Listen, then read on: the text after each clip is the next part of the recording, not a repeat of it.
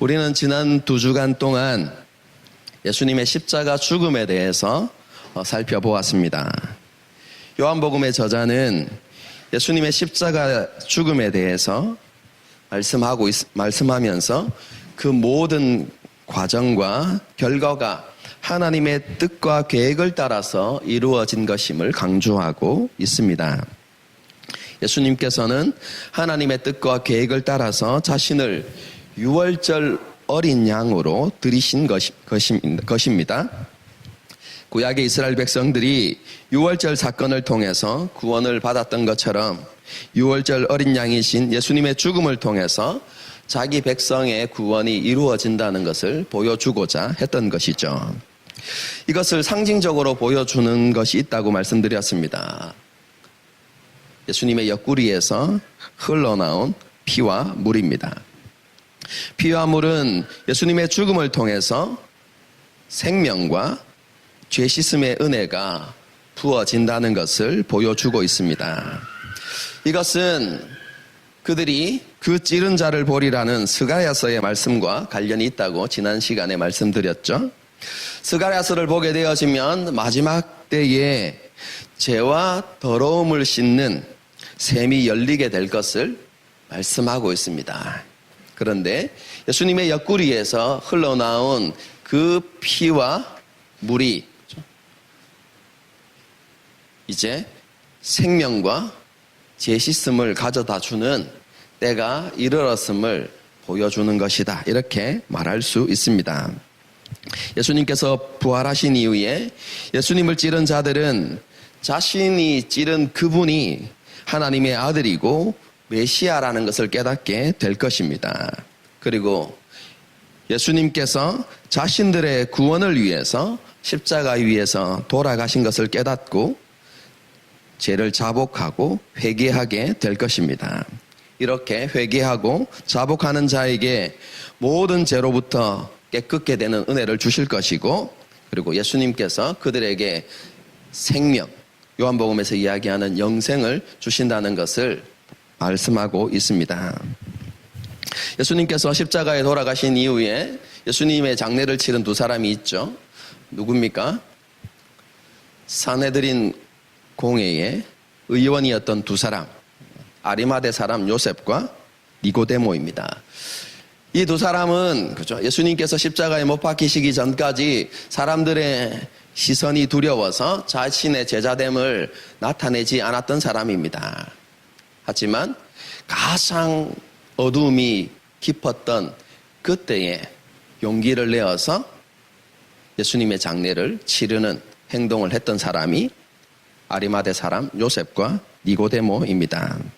예수님께서 십자가에 못 박히신 그곳에 가까운 동산 안에 있는 새 무덤에 예수님의 시신을 가져다 두었습니다. 그렇게 이틀이 지나갑니다. 안식 후 첫날, 오늘날로 하면 주일이죠. 그렇죠? 예수님께서 돌아가신 지 3일째 되던 새벽, 아직 어두울 때에 막달라 마리아와 다른 여인들이 예수님의 무덤을 찾아갔습니다. 요한복음을 보게 되어지면, 그죠? 마리아 혼자 찾아간 것처럼 이렇게 기록되어 있지만, 마리아 혼자 간 것이 아니라 다른 여인들과 함께 간 것입니다. 어떻게 알 수 있죠? 2절을 보게 되어지면 마지막 부분을 보십시오. 주님을 무덤에서 가져간 자가 가져다가 어디에 두었는지, 그 다음에 뭐라고요? 우리가 알지 못하겠다 하니 이렇게 되어 있죠. 그래서 마리아 혼자 간 것이 아니라 다른 여인들과 함께 간 것이다, 이렇게 유추해 볼 수 있습니다. 예수님의 무덤에 도착했을 때 막달라 마리아는 무덤 입구를 막고 있었던 돌이 옮겨진 것을 보고 어떤 사람들이 예수님의 시신을 어디론가 가져갔다고 그렇게 생각했습니다. 왜냐하면 그 당시 무덤을 약탈하는 것은 자주 일어나는 일이었습니다. 그래서 로마 황제는 무덤을 파괴하거나 혹은 시신을 훼손하거나 심지어 입구를 막은 돌을 치우는 자들에게 사형을 내리겠다라는 영을 내릴 정도로 그 당시에 무덤을 파헤치는 도굴하는 도굴꾼들이 굉장히 많이 있었습니다. 그래서 돌문이 옮겨진 것을 보고 그 안을 들여다보지도 않은 채 예수님의 시신을 누군가가 가져갔다 이렇게 생각한 것이죠. 그래서 빨리 달려서 제자들에게 갑니다. 베드로와 예수께서 사랑하시던 제자 누굽니까? 사도 요한에게 그 사실을 알리죠.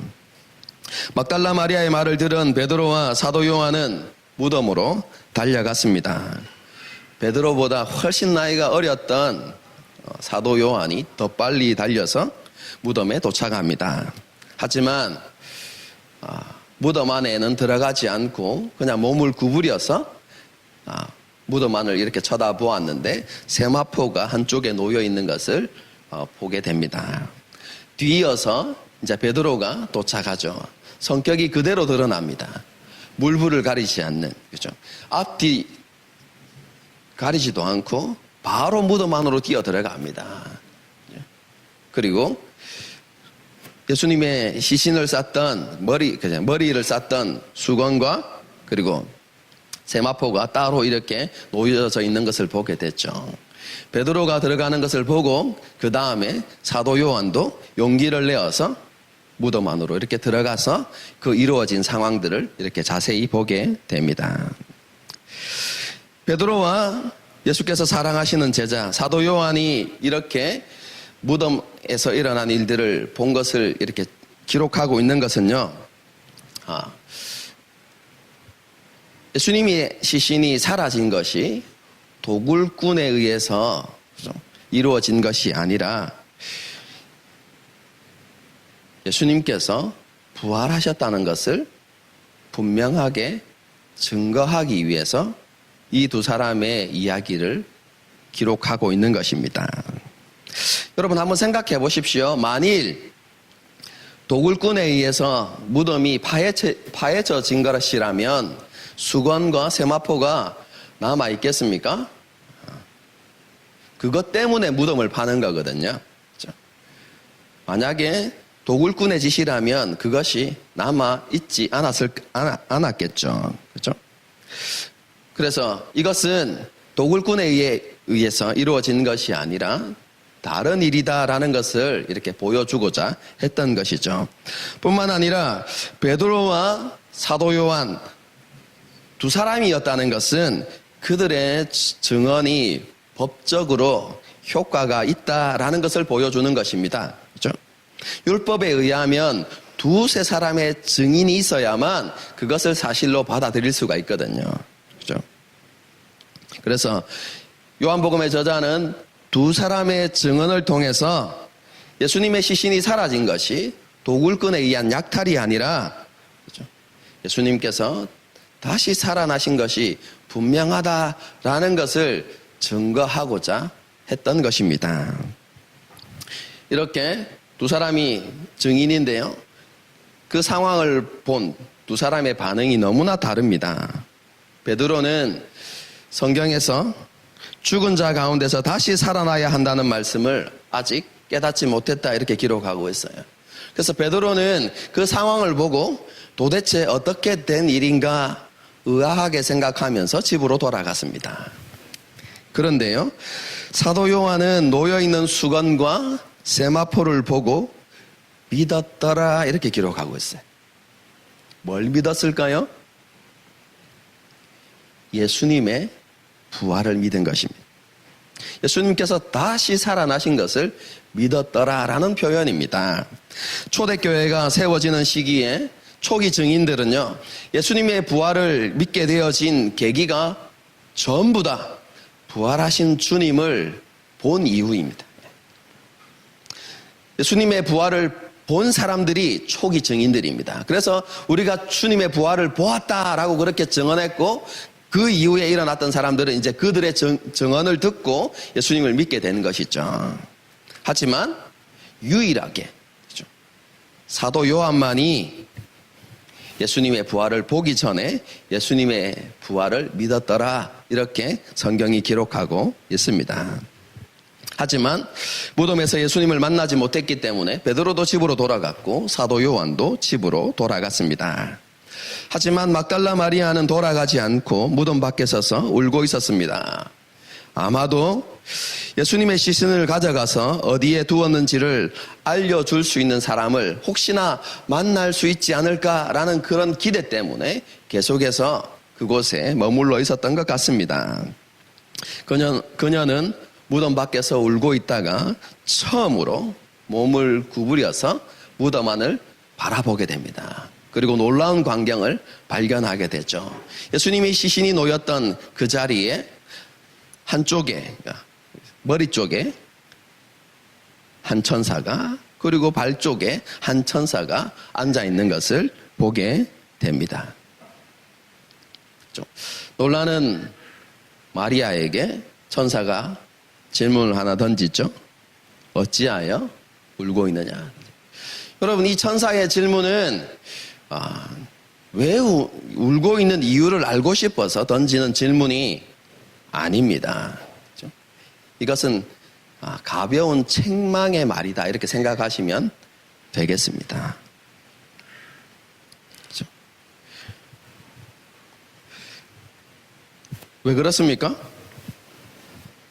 지금은 예수님의 죽음 때문에 괴로워하고 슬퍼하고 있을 때가 아니라는 것을 가르쳐 주는 것이죠.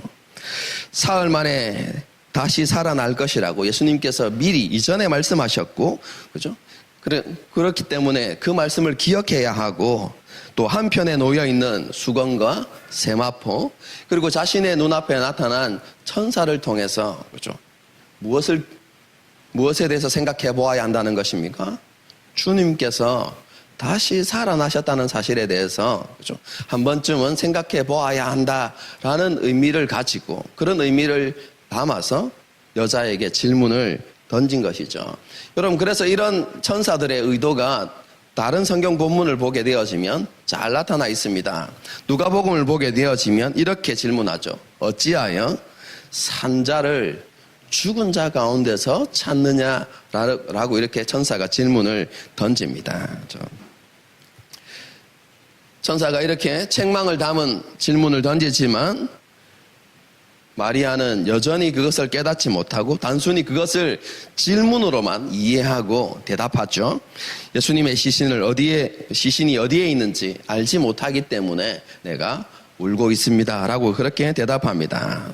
이렇게 막달라 마리아가 천사와 이렇게 대화하던 중에 인기척을 느낍니다. 그리고 뒤를 돌아보죠. 예수님께서 오신 것이지만 마리아는 그것을 알지 못하였다 이렇게 기록하고 있습니다. 이렇게 자신을 알아보지 못하는 예수님께서 마리아에게 또 질문을 던지시죠. 어찌하여 울고 또 누구를 찾고 있느냐라고 이렇게 질문을 던지십니다. 이 질문 역시 천사의 질문과 같이 가벼운 책망이 담긴 질문이다라는 것을 이해하시면 되겠습니다. 마리아는 이른 새벽에 동산에 있을 사람은 동산지기밖에 없을 것이다 이렇게 생각하고 그를 동산지기로 여기고 이렇게 이야기하죠. 혹시 그렇죠? 당신이 예수님의 시신을 옮겼다면 저에게 가르쳐 주십시오. 그러면 제가 그 예수님의 시신을 가져다가 정식으로 장례를 치르겠습니다. 지금 이렇게 이야기했던 것입니다. 그러자 예수님께서 마리아야 라고 그녀의 이름을 부르십니다. 그러자 그 음성이 예수님께서 살아계실 때 자기를 부르시던 음성이라는 것을 깨닫고 그분이 바로 예수님이라는 것을 알게 됩니다. 우리는 이 장면에서 요한복음의 10장의 말씀을 떠올릴 수 있습니다. 저만 떠올릴 수 있나요? 10장에 뭐라고 기록되어져 있죠? 10장을 보게 되어지면 예수님께서 자신을 선한 목자라고 말씀하시면서 나는 내 양을 알고 내 양도 나를 안다고 그렇게 말씀하시죠. 특별히 10장 3절 4절을 보게 되어지면 예수님께서는 자기 양의 이름을 각각 부르신다 이렇게 되어 있고, 자기 양도 목자의 음성을 알기 때문에 목자를 따른다라는 표현이 기록되어져 있습니다. 그죠? 이 말씀이 그죠? 예수님께서 부활하신 그 첫날에 이루어지고 있는 것 같습니다. 예수님께서 자기 양이었던 마리아의 이름을 부르시죠. 그리고 그의 이름을 부르실 때 마리아는 그 음성이 목자이신 예수님의 음성이라는 것을 알게 됩니다. 그러자 그렇죠? 괴로움은 사라지고 슬픔은 사라지고 그렇죠? 슬픔과 괴로움이 변하여서 기쁨이 되는 일이 일어나죠. 그래서 마리아는 큰 기쁨을 가지고 자신이 평소에 불렀던 호칭으로 예수님을 부릅니다. 라보니여 이렇게 평소 때도 그렇게 불렀던 것 같습니다. 선생님 이렇게 부르면서 그렇죠? 예수님의 발을 팍 붙잡게 됩니다. 놀라움과 기쁨의 반응이라고 할 수 있습니다. 마리아는 예수님의 발을 붙잡으면서 이제 어떠한 대가를 치르더라도 예수님을 놓치지 말아야 되겠다 이렇게 생각했을 것입니다. 그러자 예수님께서는 자신을 붙들지 말라고 그렇게 말씀하십니다. 여러분, 그리고 이어지는 말씀은요, 요한복음에서 해석하기 가장 어려운 본문 중에 하나가 됩니다. 한번 보시겠습니다. 17절 말씀입니다. 예수께서 이르시되 나를 붙들지 말라 이렇게 하시고 난 다음에 내가 아직 아버지께로 올라가지 아니하였다 이렇게. 그렇죠? 예수님께서 자신을 붙들지 말라고 이렇게 말씀하시는 이유가 뭐냐면 아직 아버지께로 올라가지 아니하였기 때문이다 이렇게 이야기해놓고, 그리고 난 다음에 너는 내 형제들에게 가서 이르되 내가 내 아버지 곧 너희 아버지 내 하나님 곧 너희 하나님께로 올라간다고 소식을 전해라 이렇게 되어 있습니다. 그렇죠? 어떻게 보면 잘 이해가 되지 않는 말씀입니다. 그래서 이 말씀을 가지고 논란이 굉장히 많이 있는데요. 그렇죠? 그냥 제가 쉽게 설명해 드리면 이렇습니다. 지금 마리아는 예수님에게 무슨 일이 이루어지고 있는지 전혀 알지 못한 채 단순히 예수님을 놓치고 싶지 않다는 인간적인 마음으로 예수님을 붙들고 있는 것입니다. 부활하신 예수님께서는 그렇죠? 계속해서 이 땅에 머물러 계시지 않습니다. 그렇죠? 얼마 있지 않으면 아버지 하나님께로 올라가야 됩니다. 그렇죠? 예수님께서 이 땅에 계시는 것은 그때가 오기 전까지 잠시 머물러 계신 것입니다. 그런데 마리아는 뭘 생각하고 있는 것입니까? 예수님께서 다시 하늘로 올라가신다는 것을 생각하지 않은 채 예수님이 영원히 자기와 함께 그렇죠? 죽을 때까지 이 땅에 계셔 주기를 원하는 마음으로, 그런 인간적인 마음으로 예수님을 붙들고자 했던 것입니다. 그래서 예수님께서 붙들지 말라고 이야기하시면서 나는 이제 곧 아버지 하나님께로 올라갈 것이다 라고 이야기하면서 한 가지 사명을 주시는 것입니다. 너는 가서 내가 이제 곧 아버지께로 올라가게 될 것인데 그 소식을 제자들에게 전해라 이렇게 예수님께서 말씀하신 것입니다. 그렇죠? 예수님의 이 부탁을 들은 마리아는 그렇죠? 그 즉시로 제자들을 찾아갑니다. 그리고 예수님 부활하신 주님을 보았다는 것을 그들에게 이야기하면서 예수님께서 전해주신 말씀을 그들에게 전달했습니다.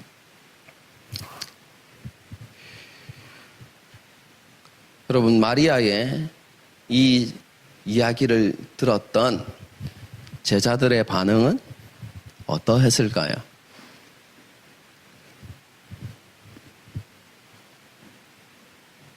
예수님께서 십자가에 못 박히시기 전에 내가 3일 만에 다시 살아날 것이다 라는 말씀을 떠올리고, 그죠? 아, 그 말씀 그대로 예수님께서 살아나셨구나 라고 그렇게 생각하면서, 그죠? 기뻐하고 즐거워했을까요? 아니면, 그죠? 누가복음에서 이렇게 표현하고 있는 것처럼, 그죠? 그 여자의 말을 허튼 소리로 듣고, 그죠? 이상한 눈초리로 막달라 마리아를 바라보았을까요? 여러분, 어떤 반응을, 그죠? 했을 것 같습니까?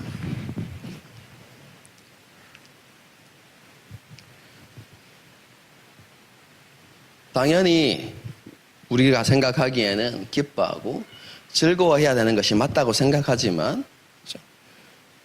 주님의 제자들은 그 말을 믿지 아니하였고 여자가 헛소리를 하고 있다고 그렇게 생각하고 받아들였습니다. 여러분, 만일 저와 여러분이 그날 새벽에 그 자리에 있었다고 한번 생각해 보십시다. 마리아가 그 소식을 들고 와서 우리에게 전달했을 때 여러분, 우리는 어떻게 반응했을까요?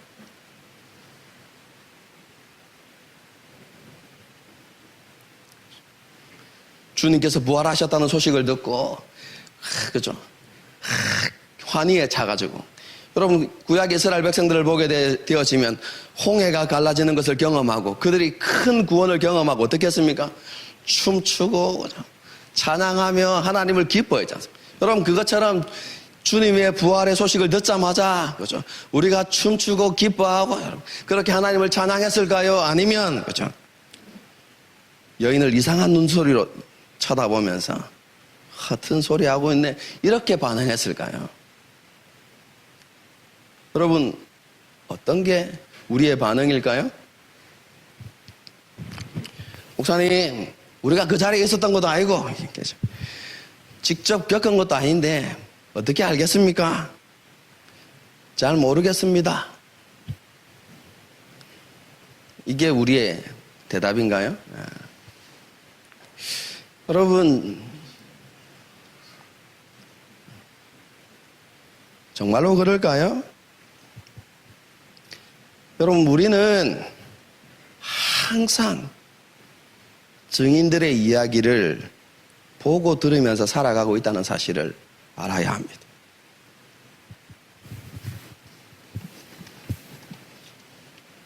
이 성경을 통하여서.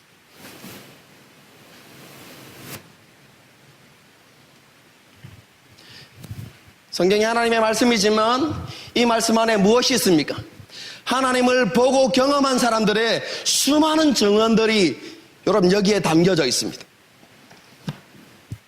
내가 부활하신 주님을 보았다, 이 짧은 증언이 아니라 그가 일평생을 살아가면서 그가 보고 경험했던 하나님에 대해서, 하나님의 어떠하심에 대해서 기록하고 증언하고 있습니다. 하나님은 살아계신다고 이야기하고 있고, 그분은 신실하시고 변함이 없으시고, 그는 죽은 자를 살리시고, 그렇죠? 경수가 끊어진 여인으로부터 아이를 낳게 하시는 전능하신 분이시고, 우리의 모든 것을 알고 계시는, 우리가 그분을 피하여 저 바다 끝에 새벽 날개를 타고 저 바다 끝에 간다 할지라도 주님은 거기 계시는 그런 분이라고 우리에게 증언하고 있습니다. 그들이 경험했던 하나님의 한없는 사랑과 그리고 하나님의 두려운 공의를 우리에게 알려주고 있습니다. 성도 여러분,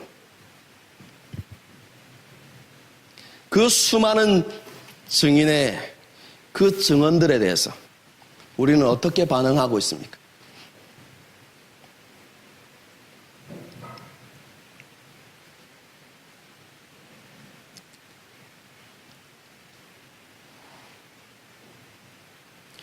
하나님의 말씀을 믿는다고 이야기는 하지만 성경에 기록되어진 그 역사가 지금도 살았어. 역사한다고 믿으십니까?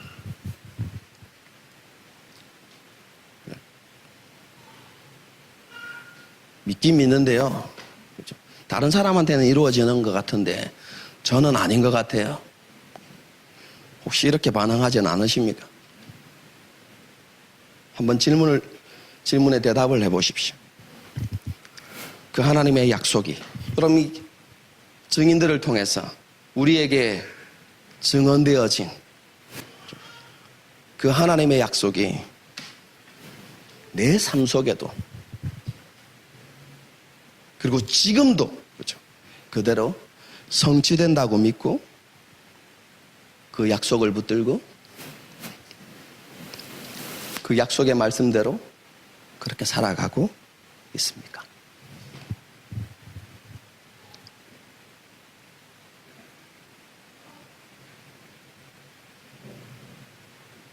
이것에 대한 대답이 우리가 그날 새벽에 마리아의 증언을 들었을 때에 반응이 됩니다.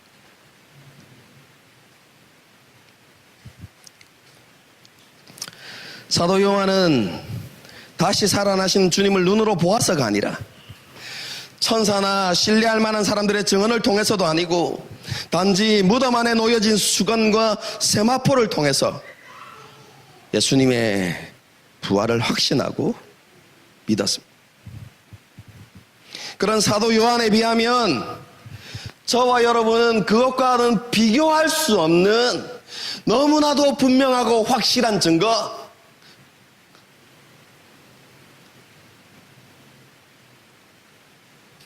그것도 수많은 증거들이 우리에게 있습니다. 기록되어진 말씀과 우리 안에 계신 성령님, 우리의 삶에 있었던 그렇죠, 그 은혜의 역사들, 우리 믿음의 선조들의 삶의 기록과 우리와 함께 동시대를 살아가고 있는 믿음의 지체들, 여러분 그 모든 것들이 우리를 향한 하나님의 증언입니다. 그 모든 것들이 하나님께서 지금도 살아계시고 예수 그리스도께서 우리의 주와 그리스도가 되신다고 그렇게 증언하고 있는 것입니다. 하나님께서는요, 우리가 지금보다도 더 깊은 믿음을 가진 사람이 되기를 원하십니다. 수많은 증언들을 통해서 우리가 하나님을 더 깊이 신뢰하는 그런 믿음의 사람이 되기를 원하십니다. 그런 믿음과 신뢰를 통해서 우리가 하나님의 살아계심과 신실하심을 누리고 경험하고, 그리고 한 걸음 더 나아가서 우리가 보고 경험한 것을 세상 가운데 증거하는 증인이 되기를 하나님께서는 간절히 원하시는 것입니다. 예수님을 만났던 제자들이 다른 사람들을 예수님께 인도할 때 뭐라고 이야기했습니까? 와보라, 그렇게 이야기했습니다. 그처럼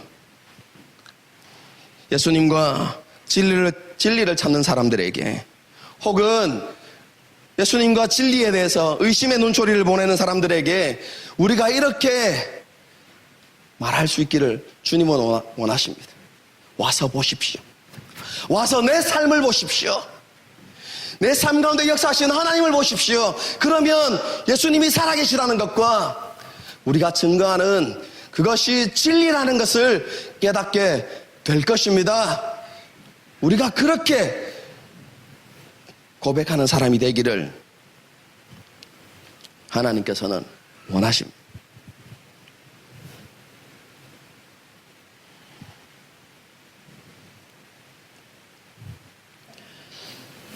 부활하신 주님을 만났을 때 막달라 마리아를 한번 생각해 보십시오. 그는 예수님의 증인이 되는 일에 주저하지 않았습니다. 예수님을 다시 만난 기쁨을 조금 더 만끽하고 싶고 다시는 헤어지고 싶지 않은 인간적인 감정들이 있었지만 가서 전하라는 그 말씀 한마디에 모든 것을 내려놓고 제자들을 향하여서 달려갔습니다. 하나님께서는 저와 여러분도 주님의 말씀 앞에서 그렇게 되기를 원하십니다.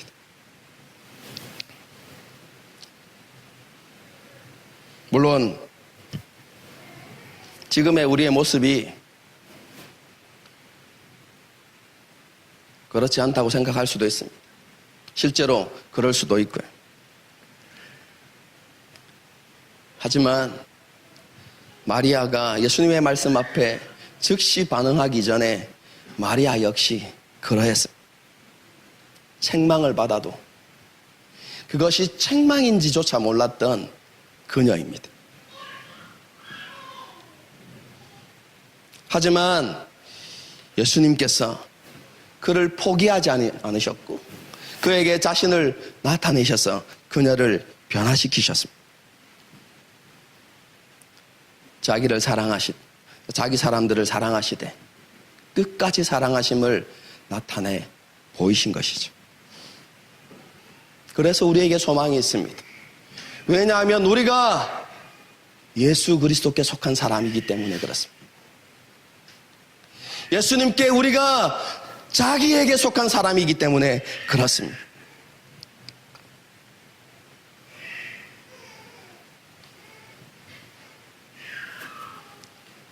그래서 예수님께서는 우리를 포기하지 않으실 것입니다. 우리가 마리아처럼 예수님의 말씀 앞에 모든 것을 내려놓고 즉시 순종할 수 있는 그런 사람이 되기까지 주님은 우리를 놓지 않으실 것입니다. 우리에게 끊임없이 찾아오시고 우리에게 지속적으로 말씀해 주실 것입니다. 그래도 깨닫지 못하면 주님께서 우리의 이름을 불러주실 것입니다. 주님은 우리의 목자이시고 우리는 주님의 양이기 때문에 그렇습니다.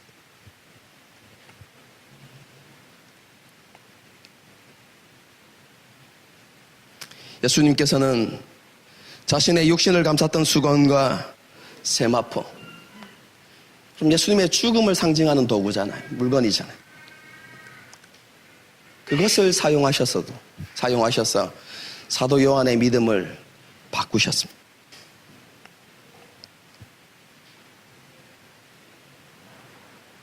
예수님께서는요, 그처럼 우리의 모든 것을 통해서도 우리를 변화시킬 수 있으십니다. 우리가 잊고 싶은 과거나 상처, 우리의 실수와 연약함, 심지어 넘어짐과 범죄함까지도 주님께서는 그 모든 것을 사용하셔서 그것들을 우리의 믿음을 견고케 하는 수단으로 사용하실 수 있습니다. 주님은 능히 하실 수 있으십니다. 그리고 주님은 그 일을 하고 계십니다.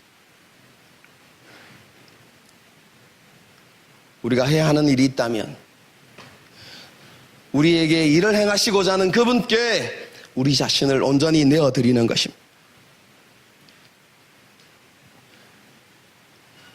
마리아는 해조차 뜨지 않았던 새벽에 주님을 찾았습니다. 사도 요한은 주님을 향하여서 전력 질주했습니다. 우리도 그렇게 해야만 합니다. 날마다 힘을 다해서 주님을 찾고 믿음의 경주를 계속해야 하는 것입니다. 그래서 히브리서 기자가 우리에게 이렇게 권면하죠. 이러므로 우리에게 구름같이 둘러싼 허다한 증인들이 있으니 모든 무거운 것과 얽매이기 쉬운 죄를 벗어버리고 인내로서 우리 앞에 당한 경주를 하며 믿음의 주요 또 온전케 하시는 이인 예수를 바라보자. 주님을 사랑하는 자들이 주님의 사랑을 입으며 주님을 간절히 찾는 자가 주님을 만난다는 진리를 잊지 마십시오. 여러분, 막달라 마리아가 그렇죠? 주님을 만난 것, 우리에게는 너무나 익숙한 일입니다. 제일 처음으로 부활하신 주님을 만난 사람 아닙니까? 그렇죠? 우리에겐 너무나 익숙한 이야기예요. 그런데 그 막달라 마리아를 그렇죠? 주님의 부활을 증언하는 사람으로 이렇게 기록하고 있는 것은요, 그 당시 사람들에게는 충격적인 일이었어요.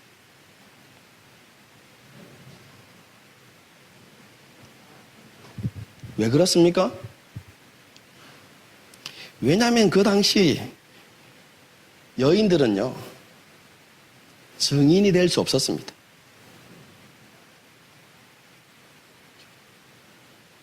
남성 중심의 사회. 여자들은 늘 말만 퍼뜨린다. 이런, 그죠. 고정관념. 이렇게. 그죠? 거짓말하고. 여러분, 그런 고정관념 때문에요. 그 당시 사회는, 그죠. 여인을 증인으로 인정하지 않았고, 여인의 증언은 법적인 효력이 없었습니다.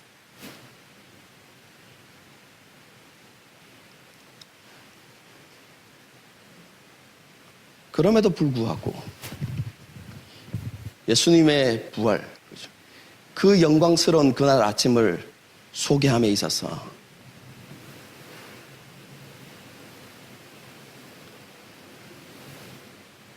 그리고 그 부활하신 주님을 가장 먼저 만난 사람이 그렇죠? 막달라 마리아라는 이 여인이다 라고 이렇게 소개하는 것은요, 엄청난 충격적인 그런 일이었습니다. 그럼에도 불구하고 왜 요한복음의 저자가 이 일을 가장 먼저 기록하고 있을까요?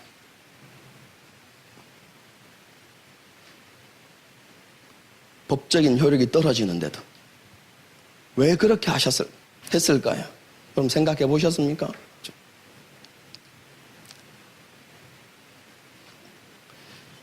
저는 그 당시 가치관을 가진 요한이 한 번쯤은 고민해 봤을 거라고 생각합니다. 그런데 그럼에도 불구하고 사도 요한은 부활의 첫 증인으로 그녀를 내세우고 있습니다. 왜 그렇습니까? 주님께서 자신의 모습을 처음으로 나타내신 사람이 그녀이기 때문에 그렇습니다. 막달라 마리아는 모두가 돌아간 후에도 주님의 무덤 앞을 떠나지 않았던 사람입니다. 주님을 향한 사랑이 너무나 깊었던 사람이죠. 저는 이 여인의 모습을 보면서 그 말씀이 떠오릅니다. 문설주 옆에서 기다리는 자는 복이 있나니. 자신이 사모하는 사람, 자신이 만나고 싶은 그 사람을 만나기 위해서 문설주 앞에서 그분이 나오기까지만을 기다릴 줄 아는 그 사람이 바로 마리아였습니다.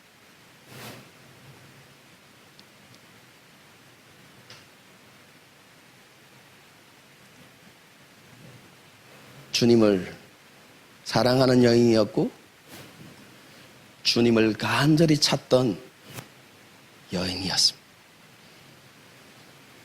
그래서 주님께서도 자신의 사랑을 그 여인에게 나타내신 것입니다.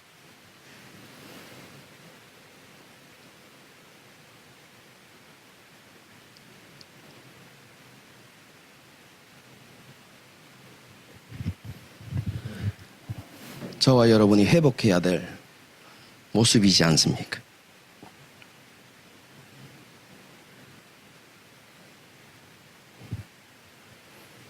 주님을 찾는 일에 열심을 내어야만 합니다. 주님을 예배하는 일에 우리의 열정을 쏟아야만 합니다. 주님에 대해서 배우는 일에, 주님의 주실 은혜를 사모하는 일에, 그 일에 우리가 다시 한번 열심을 품어야 하는 것입니다.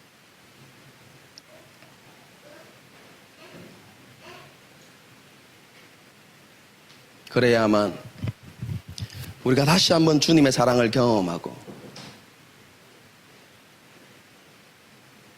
마리아처럼 주님의 말씀 앞에 모든 것을 내려놓고 순종할 수 있는 사람이 되는 것입니다.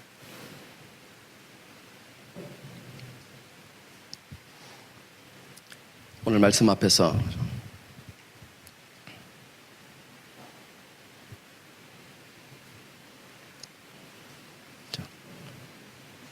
나의 모습을 되돌아보고 처음 사랑과 처음 열심을 기억해내고